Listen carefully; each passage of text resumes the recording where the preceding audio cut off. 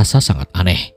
Harusnya rumah ini sudah tidak dimasuki selama puluhan tahun, tapi dari dalam tempat ini seolah masih terawat. Memang benda dan perabotan rumah ini sudah tertutupi oleh debu, tapi tak ada tanda-tanda kelapukan maupun bagian rumah yang bocor. "Apa roh prajurit tadi yang menjaga tempat ini ya, Mas?" tanya Guntur. "Aku pernah mendengar tentang ritual tumbal sebelum membangun sebuah bangunan. Hal itu bisa membuat bangunan ini menjadi awet bahkan setelah beratus-ratusan tahun," ucapku pada Guntur. Aku menduga mungkin saja di masa lalu Nyai Jambrong sempat melakukan hal serupa. Kalau memang benar, mungkin aku bisa membaca maksud tujuan Nyai Jambrong meminta aku kemari. Sesuai arahan Nyai Jambrong, kami pun mengambil sebuah kotak berisikan benda keramat yang disimpan oleh Nyai Jambrong. Selain itu, aku tidak merasa ada benda berharga yang lain di rumah ini. Memang ada beberapa benda antik yang terpajang di dinding, tapi itu tak lebih dari sekedar pajangan. Aku dan Guntur bersepakat untuk hanya membersihkan satu kamar untuk bermalam. Besok kami akan langsung pulang dan meninggalkan rumah ini. Seperti ucapan Mas Darman, kami mendengar suara keramaian dari arah desa. Namun karena tak ingin terlibat masalah lagi, kami memilih untuk berdiam di kamar sembari mendoakan bangunan ini. Namun tiba-tiba di tengah tidurku terdengar suara dari arah jendela. Aku segera bangun dan mencari tahu asal suara itu. Jendela kamar tiba-tiba saja terbuka dan ada seseorang menatapku dari jauh luar jendela itu. "Siapa kamu?" teriakku pada sosok itu. Tapi orang itu tidak menjawab. Ia malah berpaling dan berjalan seolah memintaku untuk mengikutinya. Aku menoleh pada Guntur sebentar memastikan apakah ia baik-baik saja saat aku tinggal. Tapi firasatku seolah memaksaku untuk mengikuti sosok itu. Dengan cepat aku berlari mengejarnya, tapi secepat apapun aku berlari, sosok itu selalu ada jauh di hadapanku. Anehnya aku sama sekali tidak merasa lelah. Kemudian pengejaranku pun berhenti di sebuah tempat dengan 7 buah pohon jati yang terpisah dari pohon yang lain. Di tengah formasi itu ada sebuah prasasti yang bertuliskan aksara Jawa. Apa ini prasasti kutukan yang diceritakan oleh Mas Darman? Aku mencoba mendekat dan memastikan prasasti itu. Bentuknya seperti sebuah batu lempeng besar dengan ukiran dan kata-kata yang hampir utuh. Namun sayangnya banyak sosok-sosok mengerikan menatapku dari jauh seolah terkumpul oleh energi dari prasasti ini. Setelah tersadar dari kekagumanku akan prasasti ini, aku kembali mencari sosok yang aku kejar. Tiba-tiba ia berada di hadapanku. Sosok pria dengan baju kerajaan zaman dulu dan ia tidak berbicara apapun dan menghilang begitu saja. Seketika aku seperti tertarik menjauh dari tempat itu dengan cepat. Entah apa yang terjadi, tiba-tiba aku terbangun di tempat tidurku sebelumnya. "Mimpi," gumamku saat itu. Tapi semua terasa nyata. Apa sukmaku meninggalkan tubuhku? Apa itu penglihatan? Kejadian tadi terasa begitu nyata. Tanpa sadar terdengar suara ayam berkokok menandakan subuh telah datang. Aku yang masih gelisah mencoba keluar untuk menikmati udara pagi. Ada cahaya dari ufuk timur yang menerangi pagi ini. Awalnya aku cukup heran mengapa matahari terbit sepagi ini sampai aku sadari itu bukanlah cahaya matahari. Cahaya itu berkobar seperti nyala api yang terlihat dari arah desa. "Guntur, bangun Guntur, ada yang gak beres di desa." Aku mencoba membangunkan Guntur yang masih terlelap. Bila memang ada masalah, aku tidak mungkin meninggalkan Guntur seorang diri. "Ada apa toh Mas Cahyo?" tanya Guntur dengan bingung. "Ada kebakaran di desa," balasku pada Guntur. Sontak Guntur melipat sarungnya dan bergegas mengenakan pakaiannya untuk mengikutiku. Dan benar saja, ada kebakaran di desa. Beberapa orang terlihat sibuk memadamkan rumah mereka sementara tak sedikit orang yang terkapar di tanah. "Apa ini hasil perayaan semalam? Ini sama sekali gak pantas," ucapku saat itu. Mas, lihat di atas rumah itu," ucap Guntur. Aku pun menoleh ke arah atap rumah-rumah yang terbakar. Ada sosok hitam dengan kaki dan tangan yang panjang. Lidahnya menjulur seolah bersiap melahap sesuatu. "Setan itu nunggu apa?" ucapku. "Gak mungkin nungguin korban yang mati kan Mas?" ucap Guntur. Kali ini aku tidak mau tinggal diam. Secepat mungkin aku memperhatikan semua rumah. Beberapa rumah sudah hampir padam. Hanya ada satu rumah yang masih menyala. Ada seseorang terkapar di depannya, itu adalah Mas Darman. Mas Darman." Tubuhnya penuh luka hingga tak sadarkan diri. Aku menatap ke arah rumahnya dan perlu waktu yang lama untuk memadamkannya, tapi keberadaan makhluk itu membuat aku curiga. Tak ada pilihan lain, aku mau tidak mau harus memastikan. Aku membasahi tubuhku dan menutup tubuhku dengan sarung. Ada sebuah ajian yang kugunakan untuk melindungi diri dari nyala api ini sementara waktu. Dengan cepat aku menerobos rumah kayu sederhana itu dan mengecek ke kamar. Dan benar saja, seorang anak kecil sedang menangis di sudut kamar meratapi ibunya yang sudah kehilangan kesadaran. "Nak, ayo ikut sama Mas," ucapku yang segera membopong wanita yang tak sadarkan diri itu sembari berusaha meraih anak itu. Anak itu ketakutan dan menggeleng, namun api terus saja menyala semakin besar. "Mas Cahyo, Mas!" Terdengar suara Guntur dari luar. Sepertinya keadaan sudah semakin parah. Aku pun terpaksa menarik tubuh anak itu dan menggendongnya. Kayu-kayu atap yang terbakar mulai berjatuhan dan aku harus berhati-hati menghindarinya. Tapi sosok makhluk hitam tadi sudah menghadangku di ruang tengah. Ia seperti tidak terima tumbal yang seharusnya bisa ia dapatkan malah kuselamatkan. Tapi tidak mungkin aku membiarkannya menghalangiku. Seketika suara raungan Wanasura yang kesal memenuhi seluruh ruangan dan membuat makhluk itu menjauh. Dengan cepat aku pergi dan membawa kedua tubuh itu keluar dari rumah. Tepat saat keluar dari rumah, Guntur menyiram tubuhku dan meredakan panas yang aku rasakan. "Mas Cahyo gak apa-apa?" Mbah Sarman ternyata sudah berada di tempat ini setelah membantu memadamkan rumah yang lain. "Saya gak apa-apa, Pak. Ibu sama anak ini dan Mas Darman, mereka yang butuh pertolongan," ucapku kepada Mbah Sarman. Seketika Mbah Sarman memerintahkan perangkat desa yang lainnya untuk membantu Mas Darman dan keluarganya. Tapi masalah belum selesai sampai di situ. Dengan selamatnya mereka, makhluk-makhluk hitam itu menatapku dengan kesal. Mereka seperti mencoba untuk menyerangku.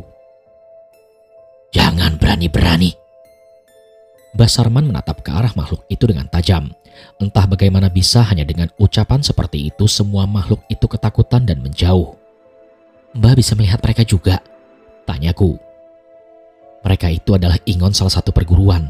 Seharusnya ia hanya memakan manusia yang ditumbalkan untuk mereka," jelas Mbah Sarman. Gila, bahkan ada perguruan yang memelihara makhluk seperti ini. Untuk apa? Segila apa ilmu yang dicari mereka sampai harus memelihara setan-setan ini? Tepat saat matahari terbit, api pun padam. Warga mulai kembali ke rumah masing-masing. Sementara Mbah Sarman membantu merawat Mas Darman dan beberapa orang yang terkapar di balai desa. "Apa selalu seperti ini, Mbah?" tanya Guntur.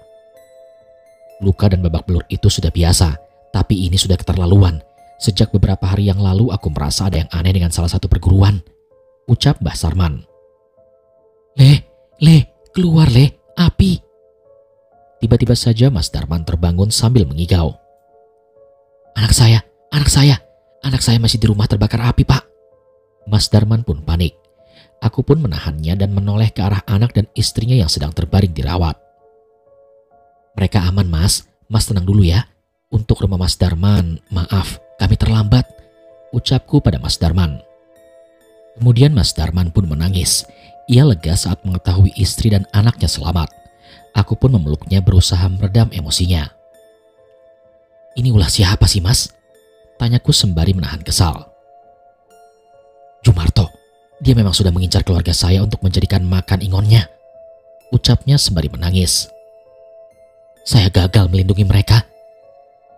Aku berusaha mengerti perasaan Mas Darman.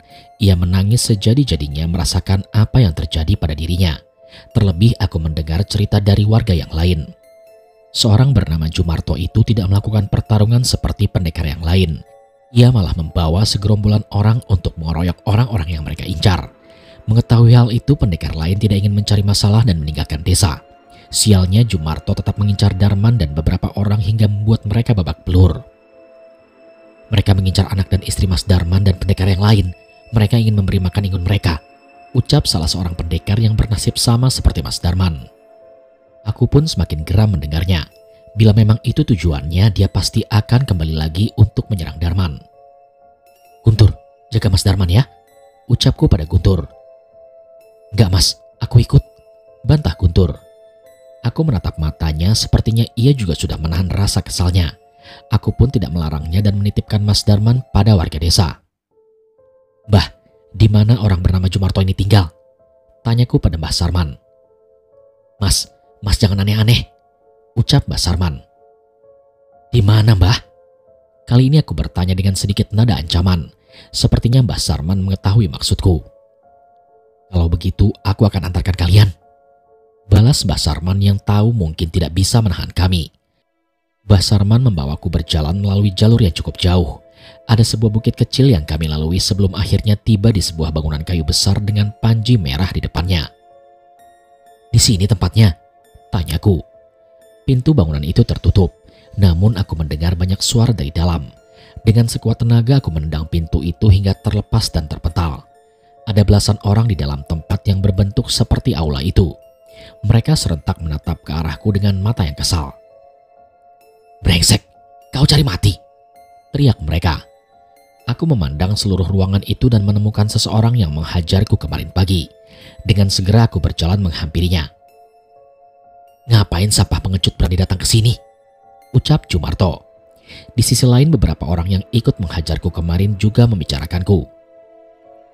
"Dia yang kemarin kita hajar sampai babak belur, cari mati dia ke sini," ucap mereka. Aku tidak peduli dan terus mendekatinya. Ia pun menghadangku dengan memasang wajah yang sombong. "Jangan sok, Kak." Belum sempat Jumarto berbicara, sebuah pukulan sudah mendarat di wajahnya dan membuatnya terkapar. "Bangun!" teriakku. Seketika wajah orang-orang di ruangan itu berubah. "Brengsek!" Jumarto berdiri dan mencoba menyerangku, namun sebelum ia selesai mendaratkan pukulan, sekali lagi ia terpental dengan pukulanku yang mendarat di wajahnya. "Ku bilang bangun!" teriakku sekali lagi. Wajah Jumarto sudah penuh dengan darah, tapi aku masih belum puas. "Jangan kira kamu bisa seenaknya di tempat ini," ucap salah seorang pendekar berlari dan melontarkan sebuah tendangan ke arahku. Tapi sebelum itu terjadi, ia terpental oleh sebuah tendangan yang dilontarkan oleh Guntur. "Jangan ikut campur," ucap Guntur. Aku hanya menoleh sebentar ke arah Guntur dan kembali menatap Jumarto. Aku yakin mereka bukan masalah besar untuk Guntur. Sekali lagi Jumarto pun berdiri. Ia mengambil sebuah tongkat kayu dan mencoba menyerangku. Dengan sebuah serangan aku mematahkan tongkat itu dan membalas serangannya lagi. Tak mau perguruannya dilecehkan, semua orang yang berada di tempat itu mulai datang menyerang kami. "Mbah Sarman gak usah ikut campur," ucapku pada Mbah Sarman. Awalnya Mbah Sarman pun khawatir, namun saat mengetahui kami berdua bisa mengimbangi semua serangan mereka, Mbah Sarman hanya menggeleng. Dia orang yang kita hajar kemarin kan?" tanya salah seorang dari mereka. "Dia juga anak kecil yang di sana kan?" Hampir semua serangan yang mereka lakukan tidak melukai kami. Ada satu hal yang menarik perhatianku. Guntur bisa menangani mereka dengan lebih baik. Sepertinya sebentar lagi ia bisa menyaingi ilmu bela diriku. "Guntur, dengarkan ini," ucapku pada Guntur. Guntur sedikit menoleh sembari bertarung dengan lawannya. "Ada waktunya kita harus diam tanpa melawan. Bahkan ada waktunya juga kita harus melarikan diri. Tapi ada juga waktunya kita untuk berdiri melawan. Dan itu adalah ketika orang yang baik kepadamu dan bertindak benar disakiti," ucapku pada Guntur. Dalam sekejap seluruh pendekar yang ada di ruangan itu terkapar tak mampu melawan. Jumarto berlari ke arah belakang dan berteriak memanggil seseorang. "Guru, tolong kami guru!" teriak Jumarto mengedur pintu di ruang belakang. Tak lama kemudian seorang pria tua berambut panjang keluar dan melihat keadaan sekitar. Raut wajahnya seketika berubah melihat tempat itu. Ada yang aneh. Ada kekuatan hitam mengalir dari tubuhnya. Ingon yang tadi ada di desa pun mengikuti di belakangnya seolah menjaganya. "Baru saja ku tinggal meditasi sebentar, kalian sudah dipermalukan sama bocah kampung ini," teriak orang itu. "Maaf guru, mereka menggunakan siasat busuk. Kalau tidak, kami tidak mungkin kalah," ucap Jumarto. "Minggir," ucap pria itu. "Rasakan, yang kalian lawan adalah pendekar Rawa Geni, Raden Sunjoro. Mati kalian," ucap Jumarto. Dengan cepat pria yang bernama Raden Sunjoro itu melesat ke hadapanku dan menyerangku. Dengan sigap aku pun menghindar dan menjauh. "Jangan buru-buru, bukan aku yang jadi lawanmu," balasku. Aku menoleh ke arah Guntur dan menyuruhnya maju. "Aku mas, yang bener aja," tanya Guntur. "Berisik, cepat, jangan malu-maluin masmu," balasku pada Guntur. Guntur terlihat ragu, tapi ia terus berjalan dan memasang kuda-kuda menghadapi Raden Sunjoro. "Mas, jangan main-main. Sampai kapan kalian mau mempermalukan mereka?" ucap Mbah Sarman. "Sampai mereka gak punya muka lagi untuk membuka perguruan," balasku pada Mbah Sarman. "Tapi Guntur masih anak kecil," bantah Mbah Sarman. Bah lupa, dia murid siapa? Balasku. Mendengar pertanyaan terakhirku, Mbah Sarman segera terdiam. Sepertinya ia penasaran bagaimana cara murid seorang Nyai Jambrong bertarung. Bocah brengsek, jangan salahkan kalau anak ini mati di tanganku, balas Raden Sanjoro. Raden Sunjoro melancarkan sebuah jurus dalam sebuah pukulan ke wajah Guntur. Aku sempat mengira pukulan itu akan menggores wajahnya, namun ternyata pukulan itu tidak mengenainya dan hanya sedikit bersisihan dengan kulit Guntur. Hampir semua serangan Raden Sunjoro mengenai Guntur, tapi tak satu pun serangan itu mengenainya. Guntur hanya melakukan sedikit gerakan, tapi semua itu sangat tajam menghindari Raden Sunjoro. Hebat, Mbah Sarman kagum melihat gerakan Guntur. Aku pun memegang daguku memperhatikan setiap gerakannya. Guntur benar-benar berusaha keras. Merasa kesal, Raden Sunjoro membacakan mantra dan menghantam kembali sebuah pukulan. Sekali lagi pukulan itu dihindari oleh Guntur, namun suara ledakan terdengar dari arah pukulan Raden Sunjoro. Jurus itu adalah jurus pukulan jarak jauh, mirip jurus yang digunakan oleh Danan. Guntur kaget, namun ia masih menguasai pertarungan.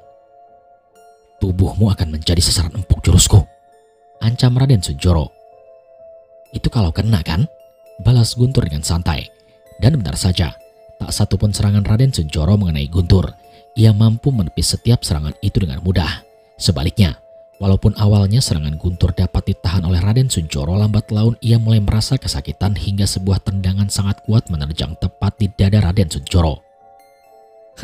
Aku tahu gerakan itu, ucap Mbah Sarman. Aku juga pernah dibuat terpental sama tendangan itu, sahutku pada Mbah Sarman sembari mengingat bagaimana Nyai Jambrong mempecundangiku saat pertama bertarung dengannya. Jumarto kaget gurunya dapat dikalahkan oleh seorang anak kecil. Siapa kamu sebenarnya? Tanya Raden Sunjoro. Saya Guntur, pewaris ilmu bela diri Nyai Jambrong, ucap Guntur dengan gagahnya. Seketika seluruh pendekar di tempat itu tidak percaya dengan apa yang mereka dengar. Aku melihat ketakutan dari wajah mereka. Nyai Jambrong, tidak mungkin. Dia tidak pernah mau menerima murid, bantah Raden Sunjoro. Kalau masih belum percaya, maju saja lagi, tantang Guntur. Aku tersenyum melihat bertumbuhnya seorang pendekar. Seorang bocah mengesalkan yang dulu cerewet kini berhadapan dengan pimpinan perguruan seorang diri. Dia hanyalah Guntur, seorang manusia biasa dengan tujuan hidup biasa tapi dengan kebesaran hati yang sangat luar biasa. Kalau dia memang murid Nyai Jambrong, maka ia harus segera kita habisi. Serang, perintah Jumarto.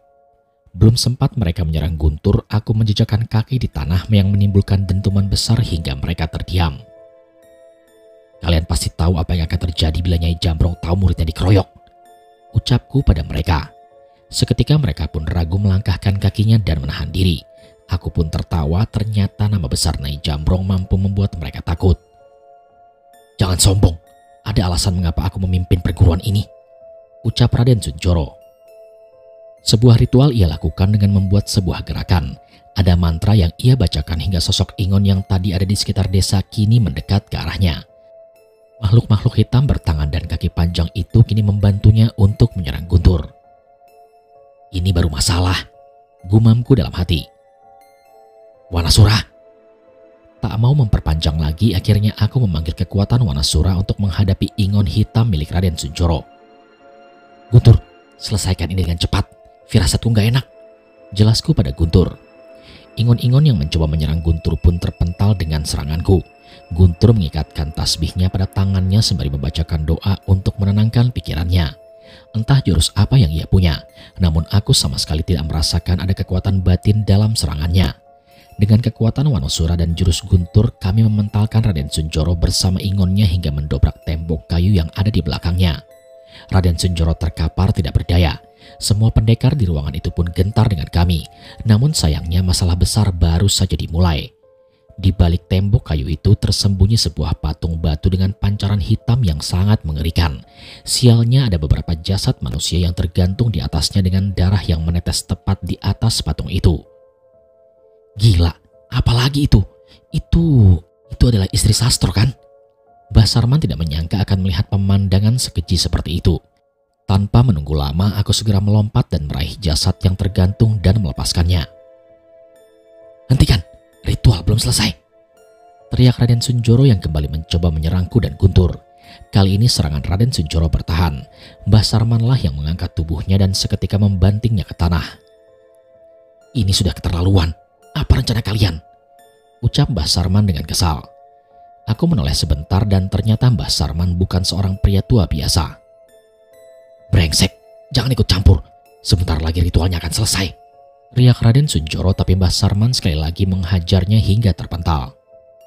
Aku mendekat ke patung itu dan mencoba menghancurkannya. Itu adalah patung berwujud pendekar tanpa mata dan tangan yang memanjang hingga ke tanah. Kekuatan yang terpancar dari benda itu jauh lebih mengerikan dari wujudnya. Kemudian sebuah pukulan kudaratkan dengan kekuatan Wanasura, tapi tak sedikit pun kekuatanku menggores patung itu.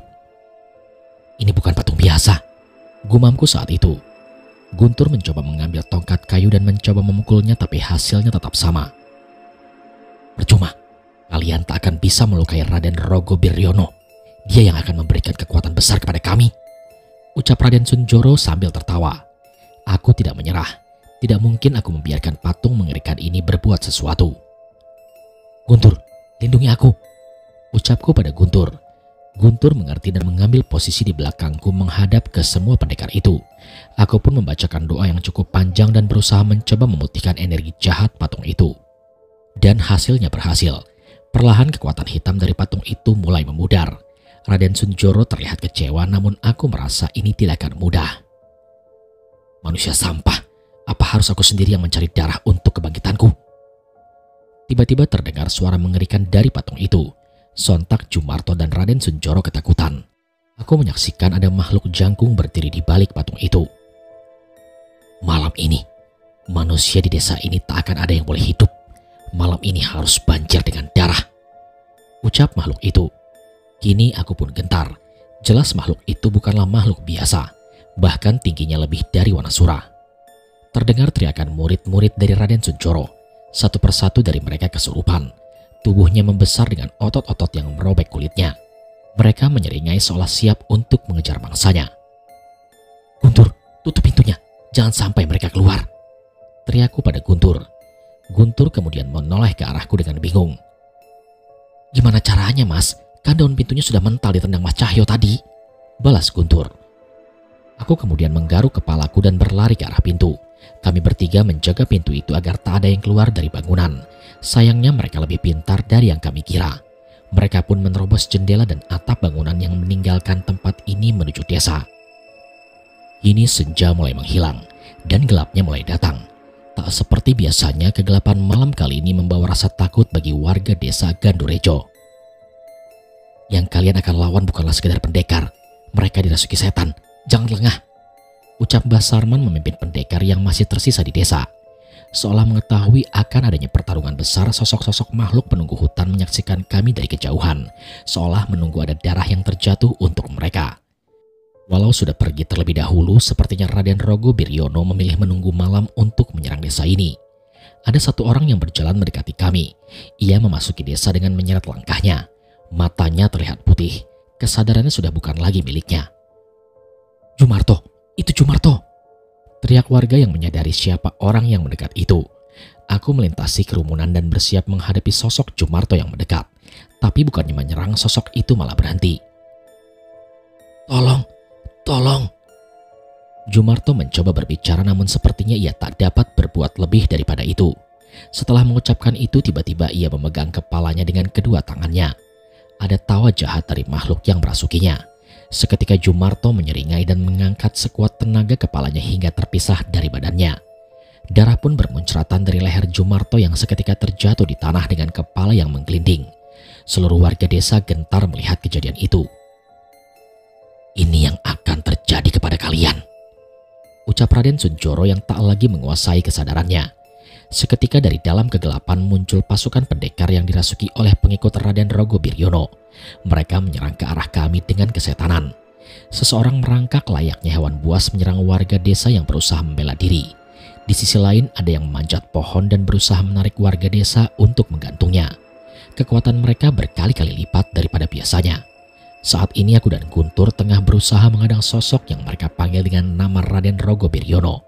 Sementara Mbah Sarman mengumpulkan pendekar di desanya untuk menahan mereka. "Hati-hati, dia bukan setan biasa," Aku juga tahu mas, niatnya sih mau kabur dari tadi. Sayangnya aku masih ingat kalau aku itu cowok. Balas Guntur sepertinya mencoba mencarikan suasana. Gak boleh gitulah Tur, kalau sampai kabur kamu ya ajak-ajak. Balasku pada Guntur. Sayangnya perbincangan kami hanya terhenti sampai di situ. Bayangan pendekar jangkung itu segera mendekat dan mencekik aku dan Guntur secara bersamaan dengan tangannya yang panjang. Wanasura! Aku segera memanggil Wanasura untuk melepaskan diri dari cengkramannya. Tak ada lagi alasan untuk menahan diri saat ini. Dengan sigap aku menarik kekuatan Wanasura ke dalam lenganku dan melayangkan sebuah pukulan ke tubuh setan itu. Anehnya tak sedikit pun seranganku mampu membuatnya terluka. Gila, belum pernah aku menemui makhluk sekuat ini, ucapku saat itu. Jangan gegabah Mas Cahyo, teriak Guntur. Ia bergantian denganku menyerang sosok itu dan ada sebuah tasbih yang ia genggam telah ia bacakan sebuah doa. Aku tahu serangannya bukanlah pukulan biasa. Namun sekali lagi serangan Guntur tak mampu melukai Raden Rogo Biryono sama sekali. Kami tidak mau menyerah. Berkali-kali kami menghantamkan serangan kami ke tubuh bayangan makhluk hitam itu. Namun tetap saja sama. Dengan sekuat tenaga kami menahan serangan makhluk itu sembari mencari celah untuk menyerang. Namun stamina kami ada batasnya. Sedikit saja lengah, tangan panjang makhluk itu berhasil menyapu Guntur hingga terpental. Tubuhnya menabrak pohon hingga memuntahkan darah dari benturan itu. Guntur! Teriakku yang segera mencoba menghampirinya, tapi setan itu tak memberikan aku kesempatan. Aku menangkis berbagai serangannya, namun tangannya yang panjang mampu meraih dan mengangkatku dan membantingku ke tanah. Beruntung kekuatan Wanasura melindungiku, tapi tetap saja aku menerima luka yang cukup parah. Setan itu tidak meremehkanku. Ia masih terus menyerangku tanpa ampun. Hati-hati mas, lari! Ucap Guntur mengkhawatirkanku, sepertinya ia masih belum mampu memulihkan dirinya. Tolong! Tiba-tiba terdengar suara seseorang perempuan dari arah desa. Ia terseret dari dalam rumahnya tanpa mampu melawan. Ibu! Anak dari perempuan itu menangisi ibunya. Keadaan di desa sudah semakin mencemaskan. Sepertinya sudah ada korban dari warga desa. Aku melihat Mbah Sarman berusaha menolong wanita itu. Tapi di sisi lain sudah ada seorang perempuan yang tergantung di atas pohon setelah diseret dari rumahnya. Rupanya seluruh warga sudah kewalahan. Sebagian warga sudah terkapar babak belur di tanah oleh serangan pendekar yang sangat kesetanan itu. Guntur, tolong mereka!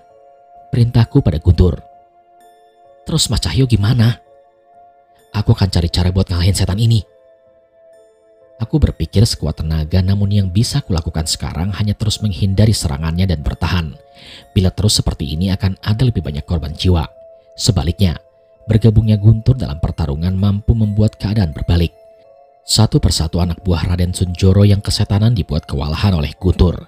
Tasbih pemberian Nyai Jambrong ternyata mampu menarik kekuatan batin Guntur dan membuat roh yang merasuki tubuh pendekar itu menjadi melemah. Hei, murid Nyai Jambrong, apa nenek peot itu tidak mengajarkan jurus lain kepadamu? Tanya Mbah Sarman. Eyang hanya mengajarkan ilmu bela diri untuk melindungi diri, bukan untuk melukai orang lain. Dia sudah bukan dukun yang jahat seperti dulu lagi. Jelas Guntur.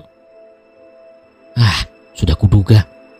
Mbah Sarman pun mendekat ke arah Guntur dan mengambil posisi di depannya. Perhatikan ini baik-baik. Tidak semua ilmu harus berasal dari dalam diri. Segala sesuatu yang ada di alam merupakan bagian dari diri kita yang dapat kita gunakan sesuai kemampuan kita. Energi tak kasat mata melayang-layang di sekitaran kita, dan kita bebas membentuknya sesuai kehendak. Pikirkan apa hal terhebat yang bisa kau pikirkan. Tarik sebanyak mungkin energi itu ke dalam tubuhmu, dan tumpuk semuanya dalam satu pukulan. Seketika suara raungan harimau menggelegar dengan sebuah pukulan yang dihantamkan ke Raden Sunjoro. Itu seperti jurus Nyai Jambrong, teriak Guntur sembari tertawa. Aku pun teringat jurus itu saat Nyai Jambrong bertarung dengan Raden Darwana saat tubuhnya hampir sekarat. Hanya saja saat itu serangan Nyai Jambrong lebih berwujud seperti macan putih. Pahami itu dan lindungi orang-orang yang kau sayangi, ucap Mbah Sarman. Aku melihat sesuatu mulai berubah dari Guntur. Ia sedikit terlihat lebih siap. Berkali-kali Guntur mengayunkan lengannya mencoba merasakan energi yang dimaksud oleh Mbah Sarman. Ia pun menutup matanya mencoba membayangkan hal yang paling bisa ia andalkan untuk melawan musuhnya kali ini. Dan ini yang aku tunggu-tunggu. Sebuah kekuatan mengalir dari lengan Guntur. Suara petir menyambar terdengar di penjuru desa. Bukan dari langit, Tapi serangan itu berasal dari lengan guntur yang menghantam Raden Suncoro. Kini ia benar-benar terkapar dan tidak sadarkan diri. Gila, memang pantas menyandang gelar muridnya Jambrong, ucap Mbah Sarman. Aku tersenyum melihat hal itu. Guntur sudah menemukan jawaban atas permasalahannya. Kini tinggal bagaimana caranya aku melawan makhluk mengesalkan ini. Saat ini aku memperhatikan ke sekitar. Tiba-tiba terlihat sosok manusia dari jauh yang terlihat tak asing. Wujudnya yang tembus pandang memastikan ia bukanlah manusia. Itu adalah sosok yang muncul di mimpiku sebelumnya. Seketika aku teringat akan prasasti terkutuk yang berada di tengah hutan. Sepertinya aku punya rencana. Setan buta, kita selesaikan semua ini sekarang. Sekuat tenaga aku memukulkan kekuatan Wanasura ke wajahnya. Kali ini ia menahannya hingga terseret. Namun saat akan membalas seranganku, aku berlari menjauh. Ia mengejarku, tapi dengan kekuatan Wanasura aku bisa melompat dengan cepat dan bersembunyi di antara pepohonan. Saat ia lengah, aku kembali mendaratkan sebuah pukulan sembari membacakan ayat suci untuk membuka pertahanan hitamnya. Bersembunyi dan menyerang diam-diam. Itu yang kau maksud selesaikan semua, ucap Raden Rogo. Merasa kesal, ia pun menyapu lengannya dan menumbangkan beberapa pohon. Aku cukup gentar dengan serangannya. Bahkan Wanasura sekalipun tidak mempunyai kekuatan sebesar itu. Aku pun berlari menjauh. Namun rasa kesal Raden Rogo membuatnya tak mau melepaskanku. Sekali lagi ia menyapukan lengannya ke arahku dengan gelombang kekuatan yang sangat mengerikan. Aku pun menghindar dan serangannya menghancurkan pohon jati yang ada di belakangku. Dan rencanaku berhasil. Maaf ya Mas Penunggu, ucapku sembari mengarah kepada prasasti dan sosok makhluk penunggunya. Beberapa pohon jati itu rusak, salah satunya bahkan sampai terbelah. Sekarang tinggal kita buktikan, apakah kutukan prasasti itu memang benar adanya. Raden Rogo tiba-tiba sudah ada di hadapanku dengan wajah yang kesal. Ia mencoba menyerang, namun tiba-tiba dari udara muncul benda seperti tombak yang menusuk tubuhnya. Brengsek, apa ini? Siapa kalian? Teriak Raden Rogo, namun tak ada suara apapun. Perlahan aku menjauh mundur dari Raden Rogo. Prasasti yang sebelumnya terlihat begitu tua kini samar-samar seperti bersinar. Siapa yang merusak jati pitu atau ketujuh pohon jati ini akan menerima kutukan seperti yang tertera pada prasasti ini, ucapku pada sosok Raden Rogo. Sialan, kau menjebakku, teriak Raden Rogo. Kekuatan kutukan prasasti itu benar-benar sangat mengerikan. Dari sekitar Raden Rogo muncul bayangan bersama makhluk hitam yang mencabik-cabik tubuhnya dengan sangat mengerikan. Selama tubuh patungku masih utuh, aku akan kembali. Kau akan merasakan yang lebih mengerikan daripada ini, ancamnya kepadaku. Ia pun merintih kesakitan, tapi dalam sekejap suaranya menghilang setelah hewan buas memakan kerongkongannya. Raden Rogo pun menghilang bersamaan dengan hilangnya cahaya di prasasti ini. Gila, ini benar-benar kutukan yang gila, ucapku saat itu. Samar-samar aku merasakan ada seseorang di belakangku dan benar, ada roh seseorang di sana. Dia adalah roh penjaga prasasti ini. Siapa kamu sebenarnya? Tanyaku. Bisa-bisanya kau memanfaatkan kutukan prasasti ini, ucap sosok berpakaian kerajaan zaman dahulu. Iya, ngapunten, mohon maaf, saya gak kepikiran cara lain, balasku meminta maaf. Makhluk itu mengangkat tangannya seolah tak ingin memusingkan hal tersebut, tapi sepertinya ia memiliki maksud lain. Sudah tidak masalah, toh tujuan dari makhluk itu juga menghancurkan keturunanku. Mungkin akulah yang harus berterima kasih, ucapnya kepadaku. Keturunan? Apa ini ada permasalahan antara dua kubu? Keturunan? Maksud masnya keturunan apa? Tanyaku dengan bingung. Makhluk itu menceritakan bahwa pendekar di keluarganya pernah memiliki perselisihan dengan sebuah kerajaan. Demi melindungi rakyatnya, ia terpaksa menyerang kerajaan itu dan menjadikannya medan pertempuran. Mereka menang, namun beberapa orang sakti dari kerajaan itu ada yang masih bertahan dan ingin membalaskan dendam. Salah satunya bernama Ki Luang, pematung sakti yang konon meninggalkan sesuatu untuk membalas dendam. Patung itu sedang mengumpulkan kekuatan sebelum akhirnya akan membalaskan dendam kepada anak dan cucu kami, ucap roh itu.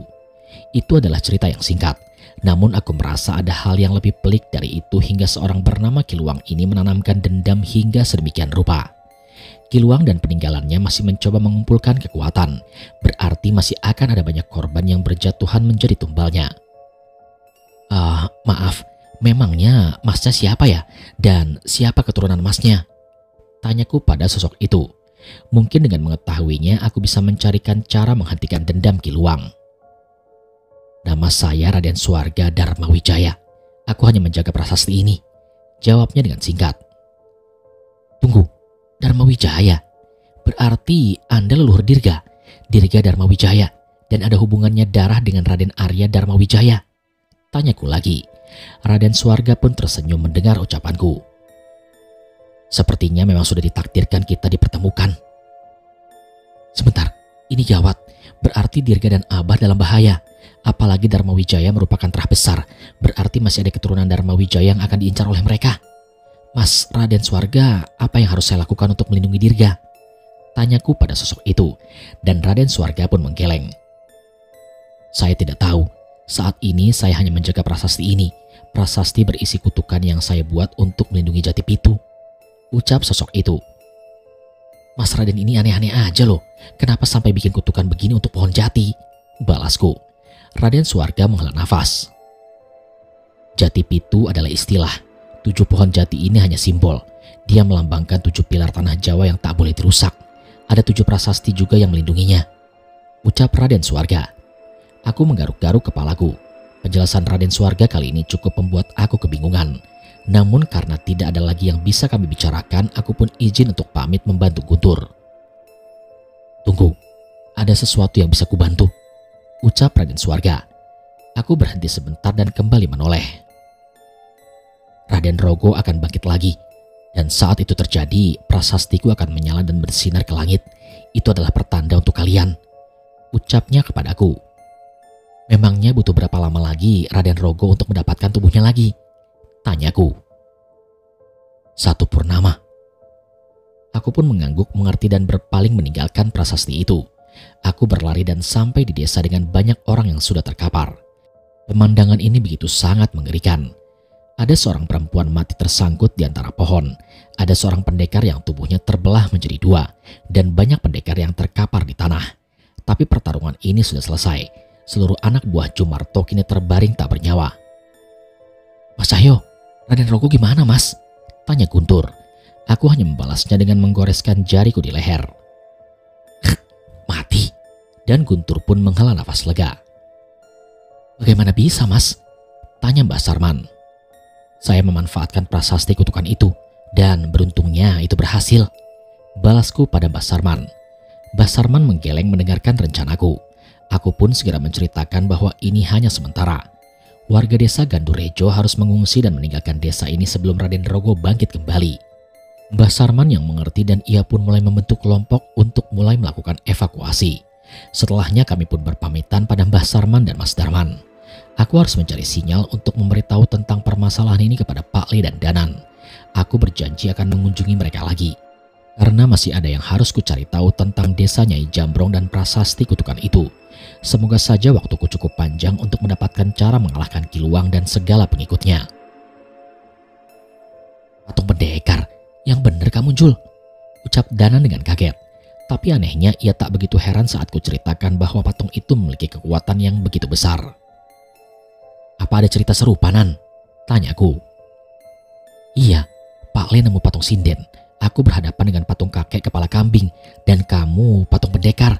Sudah lengkap 3. Jelas Danan. Ada 3 yang seperti ini? Tanyaku dengan kaget. Iya Jul, cepetan balik. Kita harus bahas ini sama Dirga dan Abah secepatnya, balas Danan. Aku pun menyetujui ucapannya dan segera melesatkan motorku untuk kembali. Sebelum kembali ke Klaten, aku mampir ke desa Nyai Jambrong untuk memulangkan Guntur. Sebenarnya aku malas bertemu dengannya. Tapi takutnya mungkin saja nanti kami akan membutuhkan bantuan Nyai Jambrong lagi. Lama sekali, cuma mengambil ini saja, ucap Nyai Jambrong menerima sebuah kotak kayu dari Guntur. Ya ampun Eyang, demi ngambil itu aja kami hampir mati, balas Guntur. Kalau sampai hampir mati, berarti kamu masih kurang latihan. Besok bangun subuh, teriak Nyai Jambrong. Sontak wajah Guntur berubah menjadi jelek setelah mendengarkan perintah gurunya itu. Udah nurut aja, besok aku juga ikutan bangun subuh untuk masakin sarapan. Tiba-tiba terdengar suara anak perempuan yang masuk ke rumah membawakan makanan kecil.